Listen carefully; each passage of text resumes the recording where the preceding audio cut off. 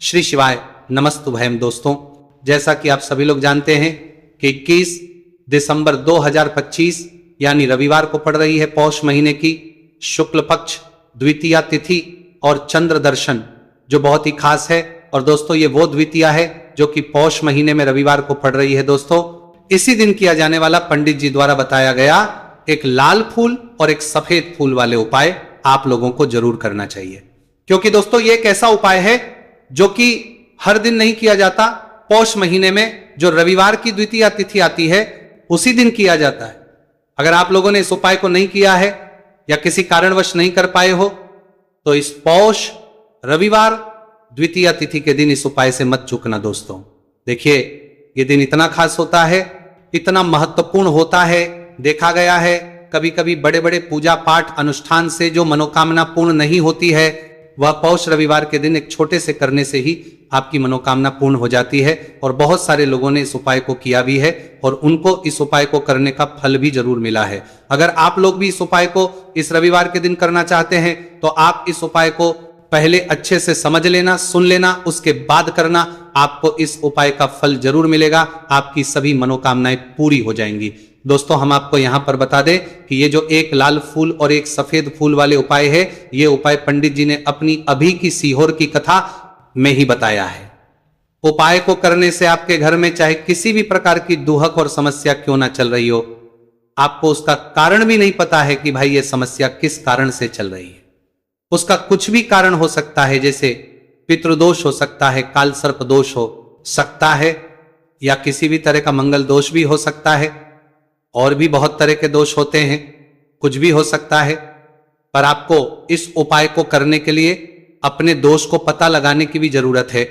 आपके घर में किस कारण से इतनी दुख और परेशानी आ रही है वो भी आपको पता लगाने की जरूरत नहीं है। बस रविवार को द्वितीया तिथि के दिन इस उपाय को कर लेना है, क्योंकि इसी एकमात्र उपाय को करने से आपके पूरे घर परिवार में सुख और शांति हो जाएगी। आपके घर में अच्छे अच्छे काम होने लगेंगे। आपकी जो भी मनोकामना होगी वो भी धीरे धीरे करके पूर्ण होना शुरू हो जाएगी।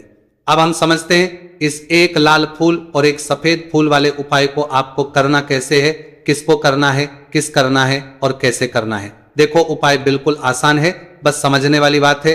ध्यान से समझिए, उसके बाद ही आप लोग जो है इस उपाय को जरूर कीजिएगा। सबसे पहली चीज हम लोग ये समझते हैं कि इस एक लाल फूल और एक सफेद फूल वाले उपाय को इस आने वाली रविवार द्वितीया तिथि के दिन किसको करना है। तो देखिए, इस उपाय को घर के सभी सदस्यों को करने की बिल्कुल भी जरूरत नहीं है। घर में से कोई एक मुख्य बड़ा सदस्य इस उपाय को करेगा तो उस घर परिवार के सभी सदस्यों को इस उपाय को करने का फल मिल जाएगा। पर वो बड़ा सदस्य कौन होगा, कौन व्यक्ति इस उपाय को करेगा, तो यहां पर देखिए हम आपको बता दें, घर की जो बड़ी माताएं बहनें होंगी, घर की बड़ी माताओं बहनों में से कोई भी एक माता बहन इस वाले उपाय को कर सकती है। अपने पूरे घर परिवार के लिए घर में सभी सदस्यों को इस उपाय को करने की जरूरत नहीं है। मात्र घर की जो माताएं बहनें हैं उनमें से कोई भी एक माता बहन इस वाले उपाय को करेगी तो उसके घर परिवार के पूरे सदस्यों को इस उपाय का फल मिलेगा। अगर किसी कारणवश माताएं बहनें घर में उपस्थित ना हो या वो इस उपाय को ना कर रही हो, कुछ दिक्कत हो, तो भाई उस जगह पर फिर घर का कोई बड़ा व्यक्ति भी इस उपाय को कर सकता है। माताओं बहनों के कहने का मतलब यह था कि माताएं बहनें घर की लक्ष्मी होती है।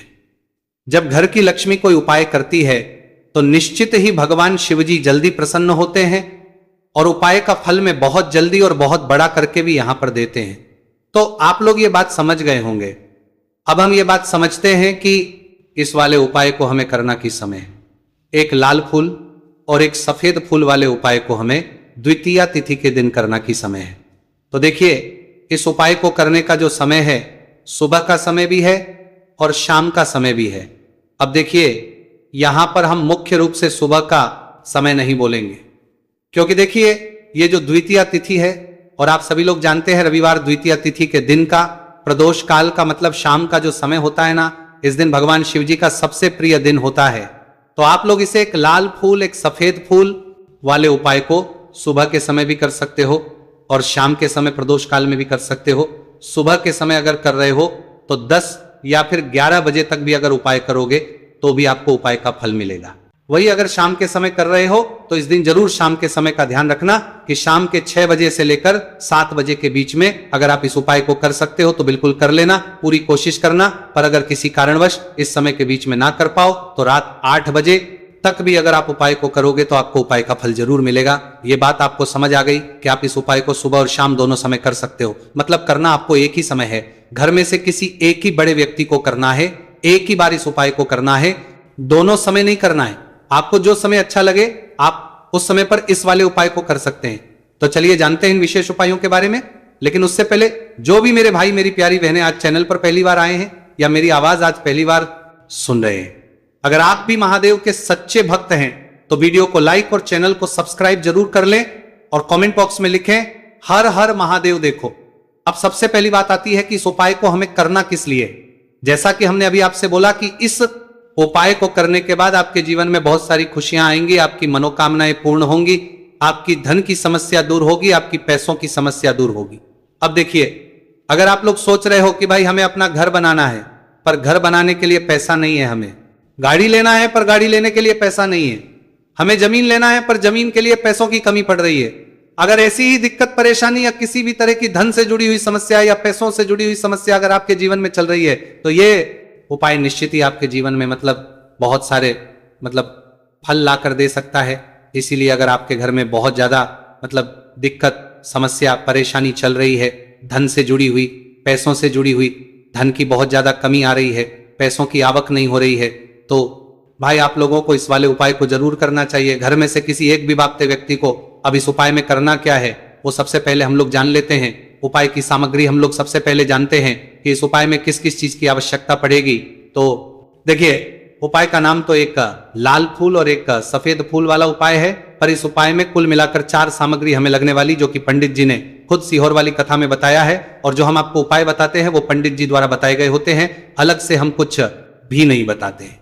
तो यहां पर हम लोग समझते हैं कि इस उपाय की सामग्री क्या है। तो देखो, उपाय की जो सामग्री है वो 4 सामग्री है, जिसमें से सबसे पहली सामग्री है एक बेलपत्र। देखो, बेलपत्र क्या होती है? बेलपत्र जो शिव की शिवलिंग पर चढ़ती है। दूसरी चीज है एक शमी पत्र, शमी पर शिवलिंग पर ही चढ़ता है। तीसरी चीज है दोस्तों एक लाल फूल, उपाय का नाम है। तो एक यहां पर आपको लाल फूल लेना है। अब ये लाल फूल कौन सा लेना है? देखो, शिवलिंग के ऊपर जो लाल फूल चढ़ता हो उनमें से कोई भी एक लाल फूल पसंद कर लेना और वो कहीं से तोड़कर या कहीं से खरीद कर लेकर आना और उस लाल फूल को उपाय में प्रयोग कर लेना। उसके बाद में एक सफेद फूल का विशेष रूप से ध्यान रखना, जो सफेद फूल शिवलिंग पर चढ़ता हो सिर्फ वही सफेद फूल लेकर आना, इसके अलावा कुछ मत लेकर आना, लेकिन केतकी का मत लेना। तो एक एक मात्रा में ही आपको ये चारों सामग्री चाहिए, एक बेलपत्र, एक शमी पत्र, एक लाल फूल और एक सफेद फूल। ये चारों सामग्री आप लोग तैयार करके रख लें प्रदोष काल में या सुबह के समय, जब भी आप इस उपाय को कर रहे हैं। जैसे ही आपके उपाय की सामग्री तैयार हो जाती है तो क्या हम सीधा उपाय को करने के लिए इन चारों सामग्री को उपाय करने के लिए जा सकते हैं? नहीं, तो यहां पर आपको इस बात का ध्यान रखना है कि हम भगवान शिव जी को प्रसन्न करने के लिए तो जा रहे हैं, हम अपनी मनोकामना को पूर्ण करवाने के लिए तो जा रहे हैं, पर हमें यह दर्शाना बिल्कुल भी नहीं है कि हम सिर्फ अपने फायदे के लिए भगवान शिव जी के मंदिर में आए हैं। इसलिए हम इस उपाय को करने के साथ साथ में भगवान शिव जी की पूजन अर्चना के लिए कुछ सामग्री भी जरूर लेकर जाएंगे। जैसे कि सुबह समय अगर आप उपाय को कर रहे हो, इस एक लाल फूल और एक सफेद फूल वाले उपाय को, तो भाई सुबह के समय आपको एक लोटा जल लेकर जाना है। जो लोग प्रतिदिन शिव जी के मंदिर जाते हैं, पूजन अर्चना करते हैं, जल चढ़ाते हैं, फूल बेल पत्र सब कुछ चढ़ाते हैं, भाई वो अपनी पूजन अर्चना वैसी की वैसी ही करना। बाकी जो सिर्फ उपाय को करने के लिए जा रहा है, जो कुछ भी लेकर नहीं जा रहा है, उसे कम से कम 1 लोटा जल अपने घर से भरकर लेकर जाना अगर आप उपाय को कर रहे हो, है ना? क्योंकि इस वाले उपाय को आप भगवान शिव जी की पूजन अर्चना करने के बाद ही करना। वहीं अगर बात करें शाम के समय की, अगर कोई व्यक्ति शाम के समय प्रदोष काल में इस वाले उपाय को कर रहा है तो भाई आपको मात्र एक घी का दीपक तैयार करना है। ये बात हम हमेशा बोलते हैं, शाम के समय प्रदोष काल में कोई कर रहे हो ना तो दीपक का विशेष महत्व होता है। रविवार द्वितीया तिथि दिन का प्रदोष काल में जो भी व्यक्ति दीपक जलाता है ना भगवान शिव जी के मंदिर में, भाई उसके जीवन से सारी दुख और परेशानियां भी दूर होती हैं। तो भाई इस दिन दीपक का विशेष रूप से ध्यान रखना आप लोग। अगर आप इस उपाय को शाम के समय प्रदोष काल में कर रहे हो, है ना, ये जो दीपक आप लोगे ये आटे का लोगे, जो आटा आप गूंद दोगे उसके अंदर कुछ भी मत डालना, मात्र साधा आटा लगाकर उसे तैयार कर लेना और एक मीडियम साइज का दीपक तैयार कर लेना। दीपक ना ज्यादा छोटा हो ना ज्यादा बड़ा हो, है ना।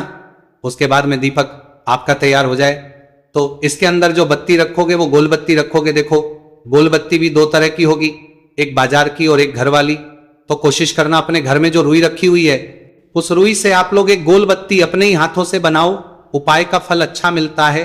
भगवान शिव जी जल्दी प्रसन्न होते हैं।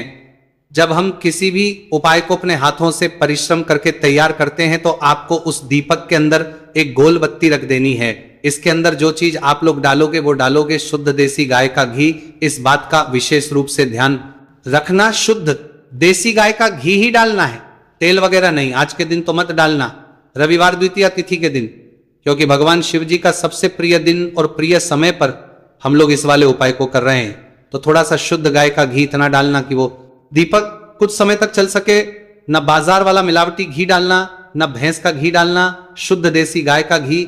आपको ढूंढने में थोड़ी मतलब मेहनत लगेगी और महंगा भी मिलेगा, पर गाय के घी से भगवान शिव जी प्रसन्न होते हैं और उसी शुद्ध देसी गाय के घी से घर में बरकत भी बनी रहती है और हमारे घर में सुख शांति भी बनी रहती है। इसलिए इस शुद्ध देसी गाय का घी अपने घर में हमेशा रखा करो। वो भगवान शिव जी के कार्यों में भी उपयोग में आता है और उपायों में भी हम लोग प्रयोग कर सकते हैं। तो यहां पर आपकी सारी तैयारियां हो चुकी है। उपाय को करते समय शुद्धता का विशेष रूप से ध्यान रखिएगा। सुबह कर रहे हो तो भाई सुबह तो आपको स्नान करना ही करना है। बाकी शाम को कर रहे हो तो शाम को मात्र हाथ मुंह धोकर भी आप लोग इस वाले उपाय को कर सकते हो, कोई दिक्कत वाली बात नहीं है भाई। उपाय की पूरी सामग्री तैयार कर और पूजन सामग्री लेकर आपको भगवान शिव जी के मंदिर पहुंचना है, जो आपके घर के पास में हो, जहां पर शिवलिंग विराजित हो, शिवालय हो, वहां पर आप लोगों को पहुंचना है। और जैसे ही आप भगवान शिव जी के मंदिर में पहुंचते हो वहां जाकर ही उपाय शुरू नहीं करना है। पहले आपको भगवान शिव जी की पूजन अर्चना करना है। पूजन अर्चना कैसे करोगे? सुबह के समय गए हो तो एक लोटा जल वगैरह जो भी पूजन सामग्री लेकर गए हो उससे पहले पूजन सामग्री आप लोग मतलब पूजन भगवान शिव जी की कर लो। जो व्यक्ति सिर्फ एक लोटा जल लेकर गए हैं वो शिव जी के शिवलिंग पर मात्र एक लोटा जल एक धारा से धीरे धीरे करके चढ़ा लो। अपनी पूजन अर्चना आप लोग जो है पूरी कर लो पहले। उसी के बाद अगर आप